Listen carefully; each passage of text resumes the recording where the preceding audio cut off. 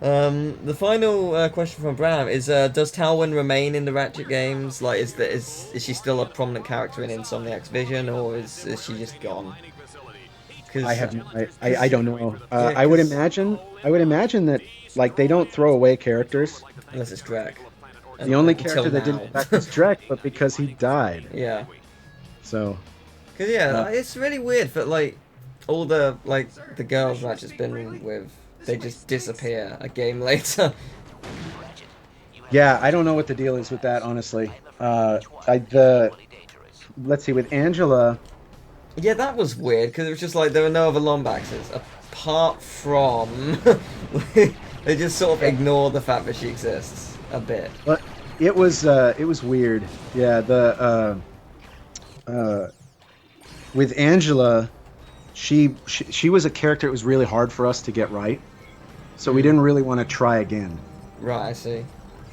Like we did several voice actresses to try, and we did several different models for it. It just even when it came out, we weren't perfectly satisfied, so we Really, just that's yeah, so we interesting. just moved on Because to I would have Sasha. been satisfied. I No, love Angela. I'm not sure why they moved from Sasha to Talwyn when they went to the future stuff because I wasn't involved. Yeah, But that's also a weird thing. Um, but because it yeah, I like Sasha as well. so Sasha was in this game also Yes, at the briefly. beginning. Yeah. So I'm not exactly sure, uh, but the I know that future, at least internally, it was supposed to be like a minor reboot, Right, I see. right? Like a lot of things were changing, so it was let's set down some lore for what we're gonna do for this PS3 set of games. Yeah, it makes sense. That makes sense because like Cork changes from being like the anti-hero to being just an idiot who's now president, Yeah, like out of nowhere. it's sort of like if you think of the different eras of Ratchet, like different James Bond eras, right? You compare Sean Mm, Connery with Daniel Craig with Pierce Brosnan, right? right. They're doing different things with the same universe. Mm, It felt like with the Future series, right? It was the PlayStation 3 games right up to Nexus were one James Bond. You know, that was Sean Connery, and then I have no idea what's coming afterwards, but yeah. that was sort of my understanding of it was that it was like you think of them as packages, right? Like the first package was our PS4 ones, and then the next package was the PS3 ones, and then you know, and also when you think about it, it's different people making all of these games, so they all have different things to say. That is true. Like it's just different generations at this point. You know, people who have moved up or gone out, or I mean, it's been a long time uh, since Deadlocked, right? Even I Mm. think what that came out in let's see, 2006 maybe 2006, 5. something like that, and it got the greatest review that I've ever had for any of my games, which was from Gaming Age, and that was they said it was soulless gun porn. That's amazing. That is a quote. And I tried to I was like, can we put that on the box? Like that just sounds amazing. But nobody went for it. Yeah. Apparently they thought it was criticism. So what do Really? I? Yeah, I mean, I guess. I mean, it was a so negative review. soulless is can be taken as a negative, but it's gun porn. That's what you want. You want gun porn. Well, that's basically like what Bulletstorm is, right? Yeah, yeah, Yeah. really. That is very much what that is. So that was Bram's question. So thank you very much, Bram. Scorched asks, why? I don't know if you necessarily know this because you didn't work on Philip, but why do the weapons level up to 99 instead of 10? Oh, in Deadlocked? Yeah. That It's was one of our big changes we wanted to do from the very beginning of really the non-racing concept. We wanted okay. to do fewer weapons with more modifications and more levels. Okay, interesting. And we also had gotten a lot of letters after Ratchet 3 asking why we limited them to a certain level. And Okay. the reason we limited them was because there were only so many major changes we could make to the effects or to the model of the weapon. Yeah, and that's the same So applies for this. Like because as you've seen already, you level up so quickly. It makes virtually no difference. Like, I mean, the first like levels 1 to 10 you get, I think with this weapon, it's 1,000 per level up, and then when it's level 1 to, sorry, when it's like level 10 to 11, it's like 100. It's just tiny, the upgrade amount, because you can't do too much. But yeah, I mean it's expensive to make those things, right? So we limited them previously, and then in this one we thought, okay, we'll do fewer visual upgrades but more modifications which change the effect, of the weapon, and then have the levels be sort of just a statistical upgrade that you could get a larger number on. So it was trying to take a different tack on it so that people didn't sort of feel burdened when the weapon leveled up, but the unexpected side effect of it is that when you're leveling up so quickly and the level number is so high, it doesn't do that thing where it's like, oh, I've already leveled this weapon all the way up, maybe I'll try another weapon. Right. And we weren't really expecting that adding more levels would cause that, but what we saw was a lot of people would just stick with one weapon because they could just level it up more, So that was it's probably one of the reasons they didn't go back to it. Yeah, I mean, it's not a bad idea, just I don't get as much fulfillment out of like leveling up multiple things. And it just, once you get to the maximum, like, well, I've got this overpowered weapon, now I can't do anything else with it, but I still want to use it, like that kind of thing. But there aren't many weapons in this game. There's only 10. It's really disappointing, kind of. Oh, I thought it was 12. Well, it was originally supposed to be 12. Oh, maybe it is. No, there is 10. Yeah, it's only 10. What we were originally doing was we wanted to do greatest hits with lots of mods. Okay, yeah, that makes sense. So we took the weapons that we felt were the strongest and that had the most different gameplay effects, and then we wanted to just layer lots of mods on them so that you could customize. So we took all the work that we put into the leveling up and put it in the mods instead. Yeah, that still seems like what they're doing with the PS4 Ratchet. Like, ignoring the mod factor, like, it is very much just like, here's the greatest hits from all the games. My favorite, oh yeah. Because there's the bouncer, and there's one from All for One. I can't remember what it's called, but there's one from that. There's one from, I think, like at least one from each game.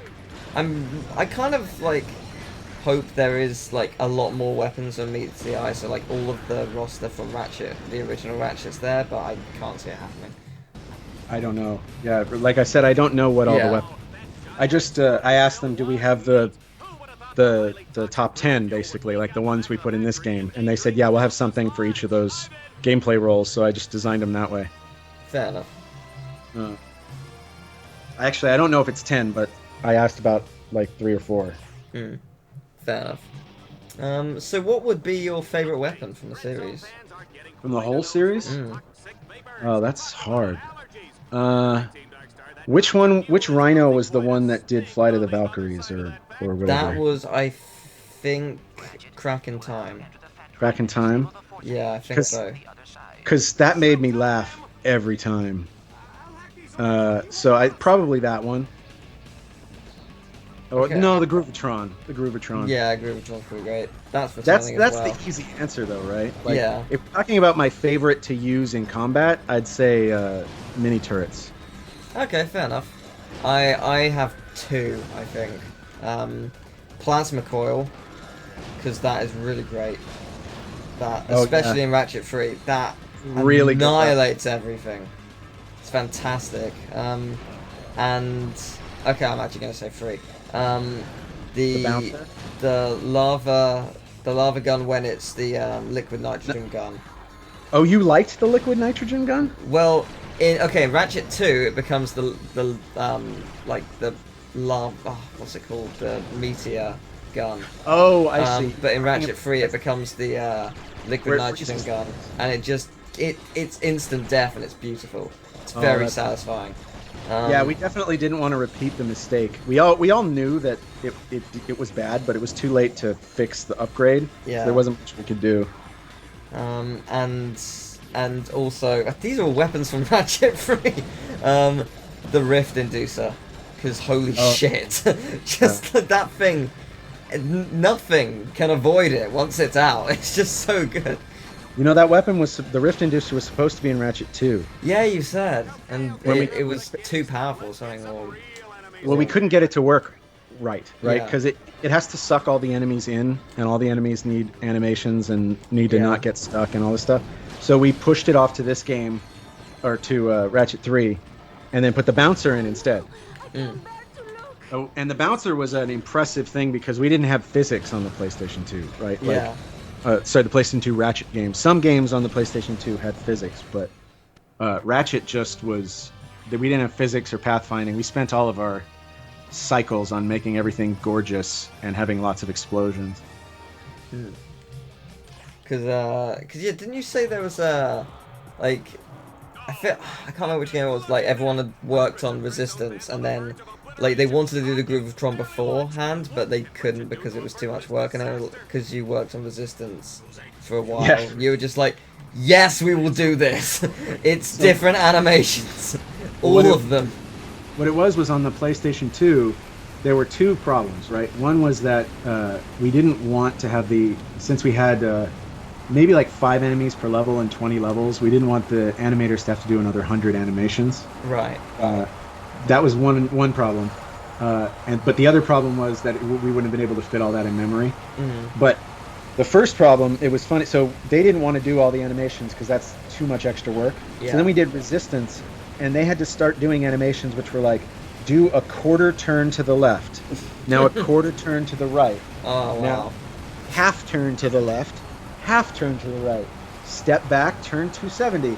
Like, and it just sort of How numbs thrilling. them to the point where doing a dance, like a crazy dance animation for a monster, they're like, yes, please, we would love to do that.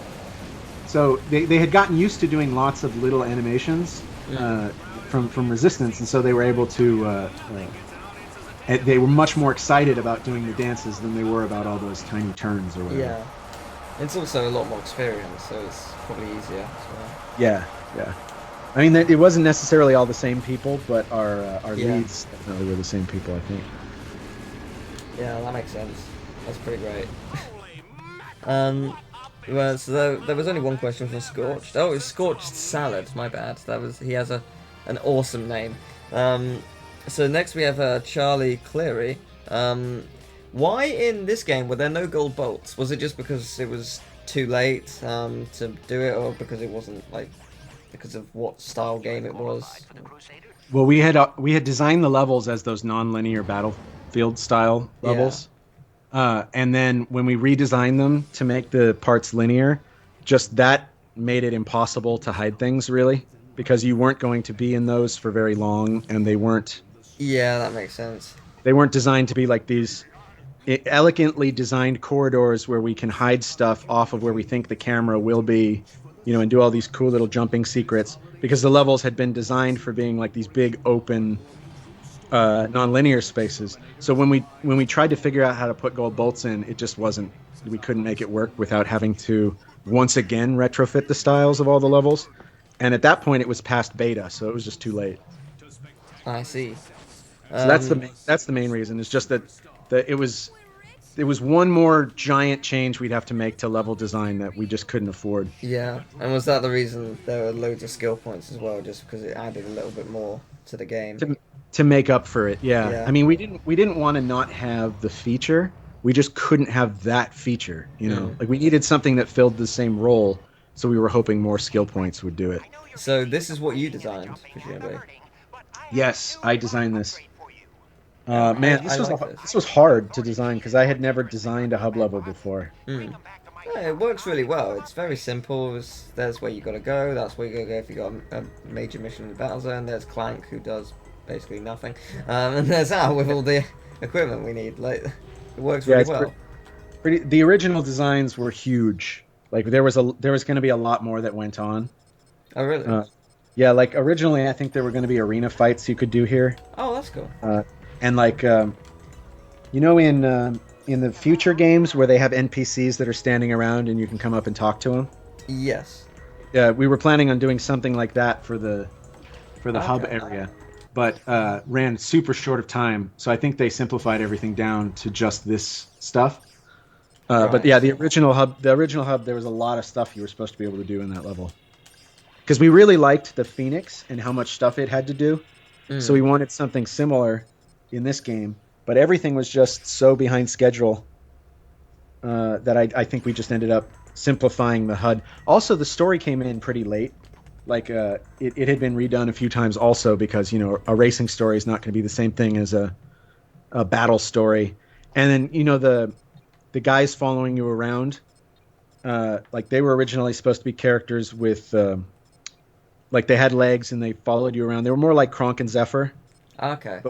But we couldn't make the legs work because, like I was mentioning, our the pathfinding is a lot better in this game, but it's still the PlayStation 2. We could only do so much. Right. And having characters with legs following you meant that, like, they could get in your way, they could block other enemies, they couldn't be pushed, stuff like that. So making them fly from the waist down meant that they could be pushed wherever and fly over gaps and stuff like that. It just made them an easier problem to solve. Was Shell Shock the boss you worked on?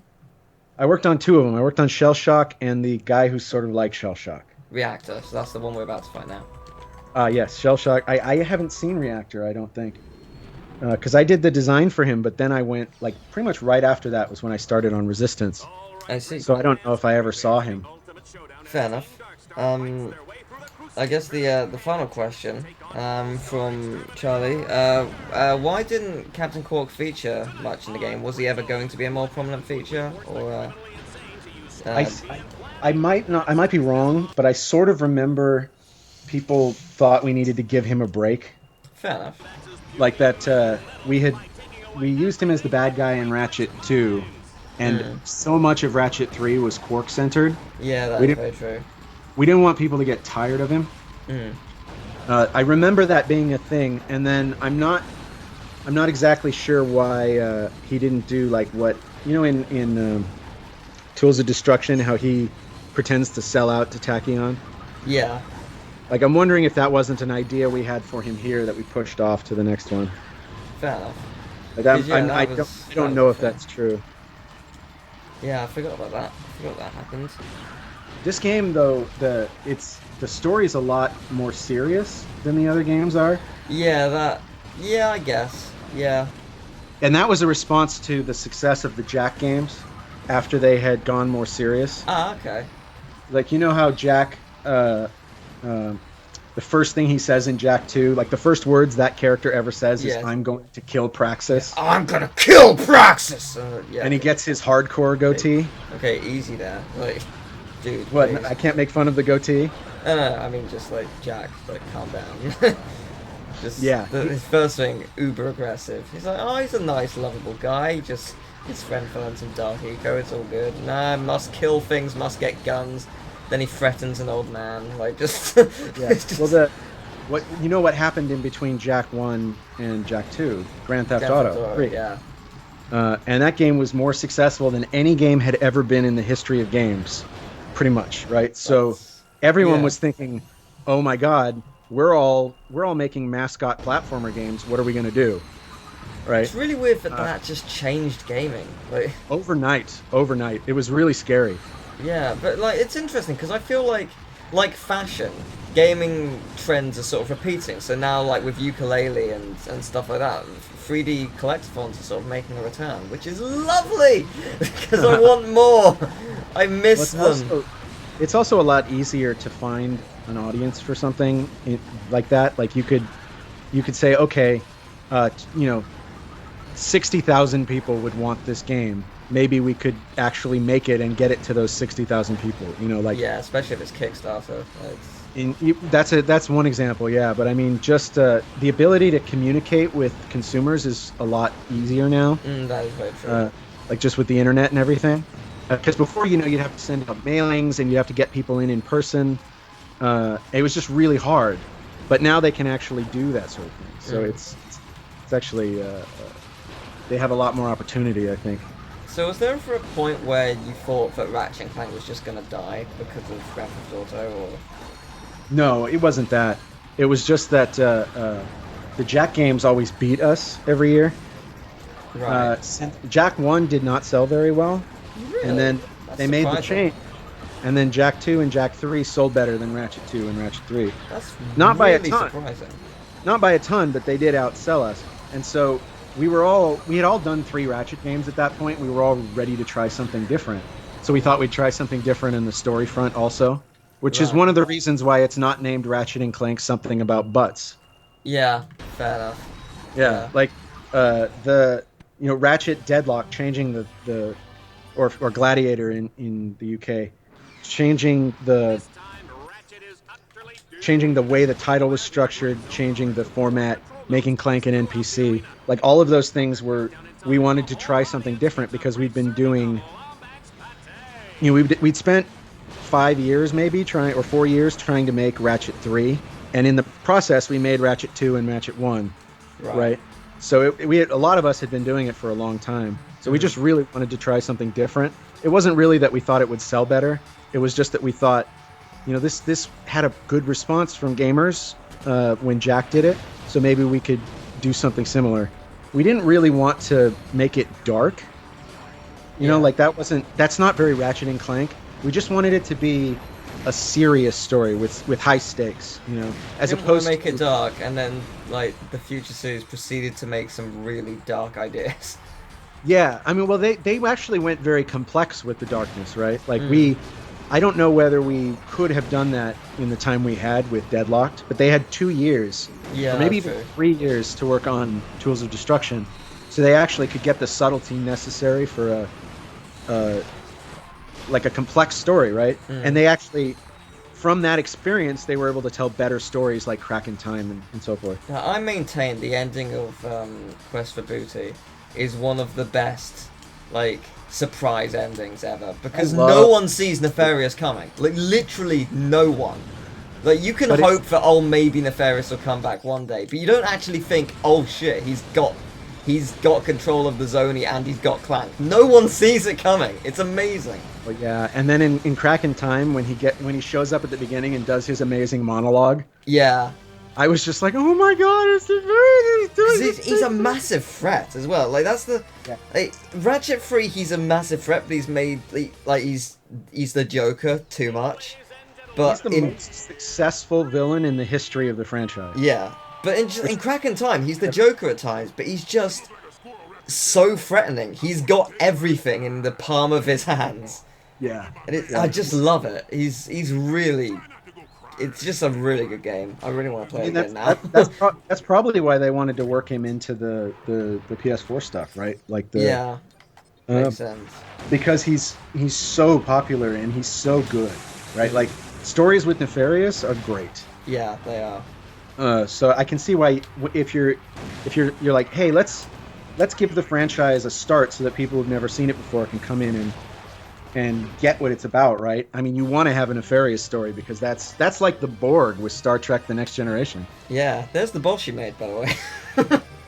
Wow, yay! Oh, so you know that attack he has where stuff rains down from the sky onto little Yes. reticles, and how he'll stomp his foot and rings come out? Hmm.